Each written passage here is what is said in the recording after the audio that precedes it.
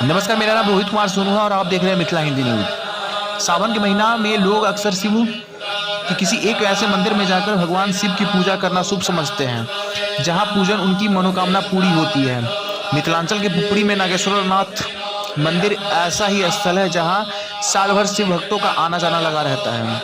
कहते हैं यहाँ के लोग लगभग 60 वर्ष पूर्व यहाँ एक खेल का मैदान हुआ करता था। कुछ बच्चे मैदान में खेल रहे थे। छोटा सा कंचा पेड़ के नीचे गिर गया।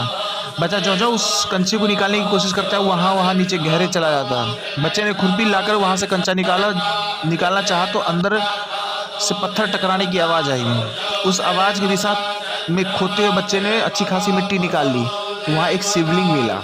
इसे संयोग ही कहते हैं कि जिस बच्चे को यह मिला उसका नाम नागेश्वरनाथ था। खबर पूरे इलाके तक आग की तरह फैली।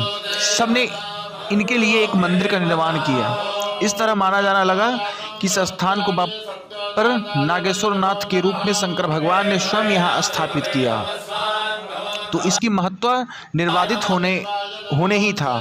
माना जाता है कि बाबा नागेश्वरनाथ का दर्शन पूजन से भक्तों की मनोकामना पूरी होती है। सावन के महीने में शिव शंकर भक्ति ने रमे शिव भक्तों की भक्ति यहाँ नेपाल के साथ साथ पूरे बिहार के आने जाने वाले देखती ही बनती है।